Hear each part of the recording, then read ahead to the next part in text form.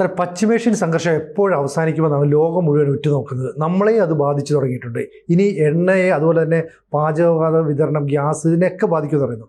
എപ്പോൾ യുദ്ധം തീരും? ഈ പറഞ്ഞ പോലെ ഈ യുദ്ധത്തിൻ്റെ ഒരു മുന്നണിയിൽ നമ്മളും വെറുതെ കാഴ്ചക്കാരായിട്ടല്ല ഇപ്പോൾ ഉള്ളത്. കാരണം ഒരു കപ്പൽ, ഇറാന്റെ കപ്പൽ കൊച്ചിയിലുണ്ടല്ലോ. അതെ. അപ്പോൾ ഈ യുദ്ധം ഉടനെ ഒന്നും തീരില്ല എന്നാണ് വിദഗ്ധർ പറയുന്നത്. പ്രത്യേകിച്ച് ദ വാർ സോൺ എന്നൊരു മാധ്യമമുണ്ട്, യുദ്ധം മാത്രം കൈകാര്യം ചെയ്യുന്ന. അത്യാവശ്യത്തിന് 1-2 ലേഖനങ്ങളൊക്കെ അവർ പ്രസിദ്ധീകരിക്കാറുള്ളൂ. അവരുടെ ഒരു കണക്ക് തന്നെ പെൻറ്റഗൺ, അമേരിക്കയുടെ പ്രതിരോധ കാര്യാലയം ഇപ്പോൾ കണക്ക് കൂട്ടുന്നത് ഇത് മിനിമം സെപ്റ്റംബർ വരെയെങ്കിലും ഉണ്ടാകും എന്നുള്ളതാണ്. സെപ്റ്റംബർ വരെ എന്ന് പറഞ്ഞാൽ സെപ്റ്റംബർ കഴിഞ്ഞ് 2 മാസം കഴിയുമ്പോൾ നവംബറിൽ അമേരിക്കയിൽ ഇടക്കാല തെരഞ്ഞെടുപ്പുണ്ട്. ഇടക്കാല തെരഞ്ഞെടുപ്പ് എന്ന് പറയുന്നത് ട്രംപിനെ സംബന്ധിച്ച് വളരെ പ്രധാനമാണ്. ട്രംപ് അവിടെ നിലനിൽക്കണോ എന്ന് കൂടി തീരുമാനിക്കുന്ന ഇലക്ഷനാണ്. ഇപ്പോൾ നമ്മൾ ഈ ചർച്ച ചെയ്യുമ്പോൾ അമേരിക്കയിൽ പ്രൈമറികൾ അതിൻ്റെ നടക്കുന്നുണ്ട്. ടെക്സസ്, പെൻസിൽവാനിയയിലും ഒക്കെ ആളുകൾ പ്രൈമറികളിൽ വോട്ട് രേഖപ്പെടുത്തി കഴിഞ്ഞു. പ്രധാനപ്പെട്ട തിരഞ്ഞെടുപ്പാണ് നവംബറിൽ വരുന്നത്. എന്ന് പറഞ്ഞാൽ അവിടെ കോൺഗ്രസിലും ഹൗസ് ഓഫ് റെപ്രസെൻറ്റേറ്റീവ്സിലും ചെറിയ ഭൂരിപക്ഷമല്ലേ ഉള്ളൂ.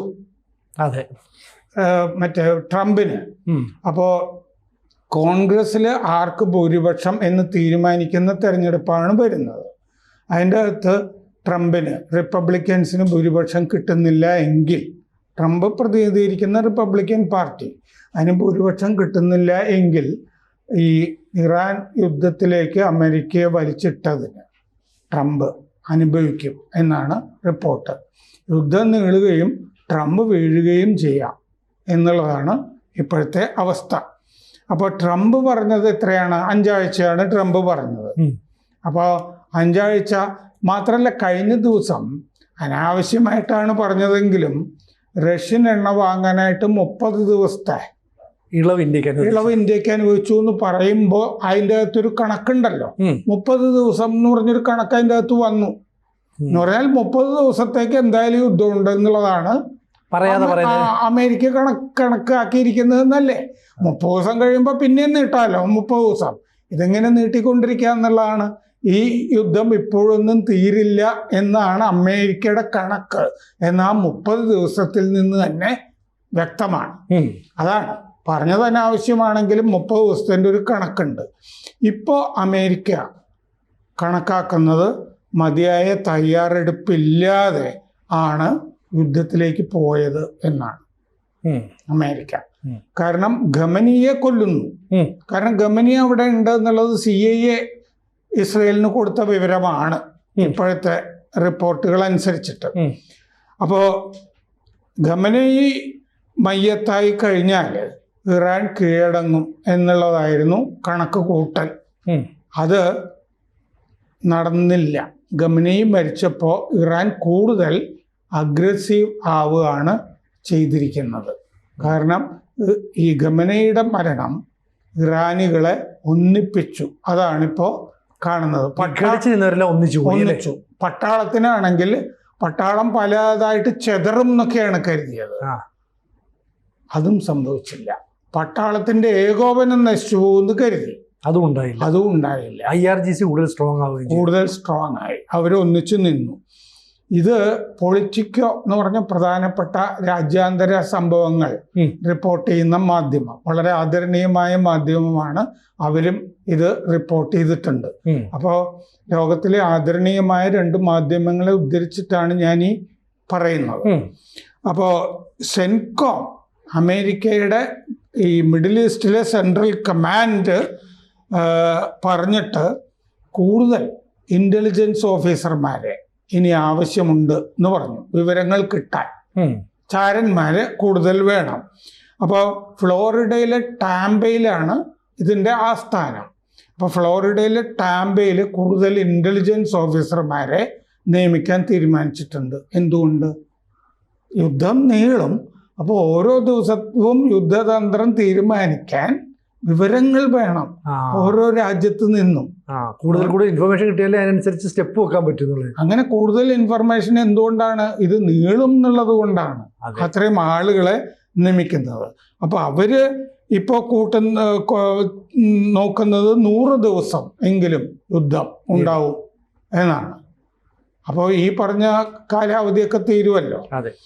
അപ്പോൾ ഈ 30 ദിവസം ഇന്ത്യക്ക് എന്ന് പറഞ്ഞാൽ അത് കഴിഞ്ഞാൽ ഗൾഫ് നോർമലാവും.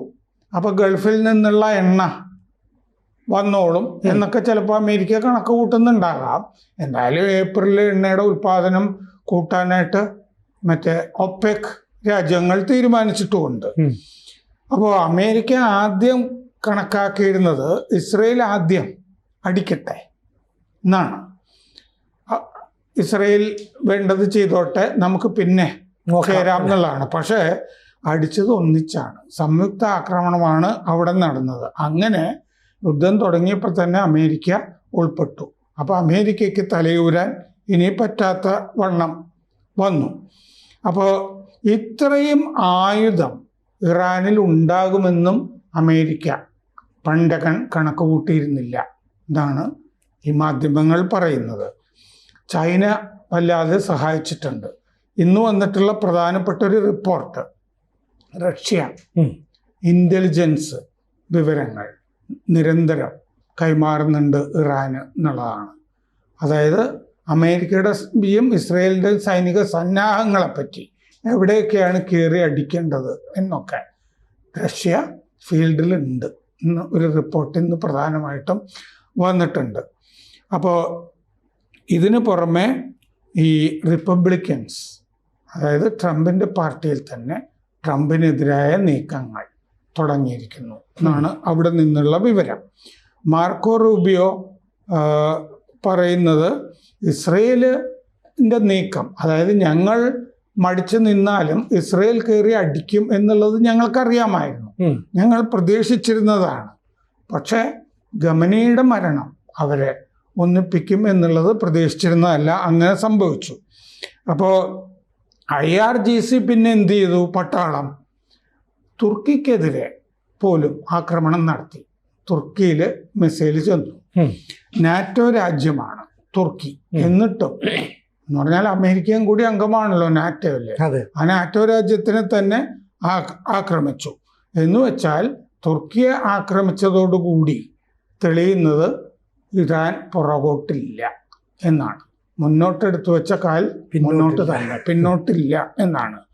അപ്പോൾ മോജ്താബ ആണ് പിൻഗാമി എങ്കിൽ IRGC ഒന്നിച്ച് നിൽക്കും എന്നുള്ള കാര്യത്തിൽ ഒരു സംശയമില്ല. അതുകൊണ്ട് മോജ്താബയെ ഞങ്ങൾ അംഗീകരിക്കുന്ന പ്രശ്നമില്ല എന്ന് ട്രംപ് പറഞ്ഞിട്ടുണ്ട്. മോജ്താബയെ പിൻഗാമിയായിട്ട് ഞങ്ങൾ അംഗീകരിക്കുന്നില്ല. അത് പേടിച്ചിട്ടാണ്. കാരണം ഖമനയുടെ തന്നെ മറ്റൊരു പതിപ്പായിട്ടാണല്ലോ വരുന്നത്. അതെ. അപ്പോൾ ശരിക്കും ഖമനയുടെ ഒരു പ്രതിരൂപമല്ലേ ഇറാനികൾ മോജ്താബയിൽ കാണുന്നത്. അപ്പം മോജ്താബ മാത്രമല്ല IRGC ആയിട്ട് നല്ല ബന്ധമുള്ള ആളാണ് മോജ്താബ. യുദ്ധത്തിൽ പങ്കെടുത്ത ആളാണ് നേരത്തെ. ഇറാൻ ഇറാഖ് യുദ്ധത്തിലൊക്കെ ബറ്റാലിയണിൽ ഉണ്ടായിരുന്ന ആളാണ്. അപ്പൊ അങ്ങനെ നല്ല ബന്ധമുണ്ട്. IRGCയെ മോജ്താബ ഏകോപിപ്പിച്ച് ഗംഭീരമായിട്ട് സ്വന്തം നിലയ്ക്ക് മുന്നോട്ട് കൊണ്ടുപോകാൻ കഴിയും. ഖമനയ്ക്ക് IRGC ആയിട്ട് ബന്ധമില്ലല്ലോ, മോജ്താബയ്ക്ക് നേരിട്ട് ബന്ധമുണ്ട്. അപ്പൊ കൊണ്ടുപോകും. 9.2 കോടി ആണ് അവിടുത്തെ ജനസംഖ്യ. പാമ്പിന്റെ തല ഞങ്ങള് വെട്ടി എന്നല്ലേ ട്രംപ് പറഞ്ഞത്. എന്ന് പറഞ്ഞാൽ അവിടുത്തെ സൈനിക കേന്ദ്രങ്ങളൊക്കെ ആക്രമിച്ചപ്പോ പാമ്പിന്റെ തല വെട്ട് എന്ന് പറഞ്ഞപ്പോ സംഭവിച്ചിരിക്കുന്നത് വിപരീത ബലമാണ് സംഭവിച്ചിരിക്കുന്നത്. ഈ തല വെട്ടിയപ്പോ, ഖമനയെ വെട്ടിയപ്പോ, അതല്ലേ പാമ്പിന്റെ തല വെട്ടിയപ്പോ, ഇത് പാമ്പ് ചാകുകയല്ല ചെയ്തത്, ഉയർത്തെഴുന്നേൽക്കുകയാണ് ചെയ്തിരിക്കുന്നത്.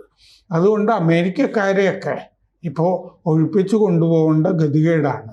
മൊത്തം ഈ മിഡിൽ ഈസ്റ്റിൽ നിന്ന് ഒഴിപ്പിച്ചു കൊണ്ടുപോകുന്ന ഗതികേട്. അപ്പോൾ ഈ മാധ്യമങ്ങളിൽ കാണുന്നത് ഈ സൈനിക നീക്കം ഹാഫ് ബേക്ക്, പാതി വെന്തത് ആയിരുന്നു എന്നാണ്. ഈ ട്രംപ് കഴിഞ്ഞ ദിവസം സംസാരിക്കുമ്പോൾ ടെൻഷൻ വല്ലാതെ അയാളുടെ ശരീരഭാഷയിൽ കാണാം. എന്ന് ഈ മാധ്യമങ്ങൾ തന്നെ രേഖപ്പെടുത്തുന്നുണ്ട്. ഉം. എന്താണ് സംഭവിക്കുന്നത്, എന്താണ് ചെയ്യേണ്ടത് എന്നുള്ളതിനെപ്പറ്റി, ഒരാശങ്ക. ലക്ഷ്യം എന്താണ് എന്നുള്ളത് അറിയാത്തവണ്ണം വല്ലാത്ത ആശങ്ക. അത് അയാളുടെ തന്നെ ഭാവിയെപ്പറ്റിയും അയാൾക്ക് ആശങ്കയുണ്ടെന്നാണ് മനസ്സിലാക്കുന്നത്. പിന്നെ എണ്ണവില കുതിച്ചു ഉയരുകയല്ലേ. അതെ. നമ്മൾ കഴിഞ്ഞ ആഴ്ച ഈ ചർച്ച തുടങ്ങിയപ്പോൾ ഞാനിത് 130 രൂപ വരെ ആവുന്നൊരു ഷെനാറിയോയെ പറ്റി പറഞ്ഞിരുന്നല്ലോ. അതെ അതെ. 4 ഘട്ടങ്ങൾ. ഉം. 4ാമത്തെ ഘട്ടത്തിൽ ഇത് 130 രൂപ വരെ വരാം എന്ന് പറഞ്ഞു. ഉം. ഇപ്പോൾ അന്ന് നമ്മൾ ചർച്ച ചെയ്യുമ്പോൾ 72 രൂപ, ഉം. ഇന്ന് നമ്മൾ ചർച്ച ചെയ്യുമ്പോൾ 85 രൂപ ആയി ബ്രന്റ് ക്രൂഡ് ബാരലിന്. അപ്പൊ ബാരലിന്റെ വില കൂടിക്കൊണ്ടേയിരിക്കും. അങ്ങനെ കൂടുമ്പോൾ, എണ്ണവില കൂടുമ്പോൾ അത് മുഴുവൻ അതിൻ്റെ കുറ്റം ട്രംപിൻ്റെ തലയ്ക്ക് വരും. അപ്പൊ ലോകരാജ്യങ്ങൾ ഒന്നാകെ ട്രംപിനെ കുറ്റപ്പെടുത്തുക. ട്രംപിനെ കുറ്റപ്പെടുത്തും. കൂടുതൽ വാർത്തകളും വിശേഷങ്ങളും നിങ്ങളിലേക്ക് എത്താൻ ABC മലയാളം സബ്സ്ക്രൈബ് ചെയ്യുക, ബെൽ ബട്ടണും അമർത്തുക.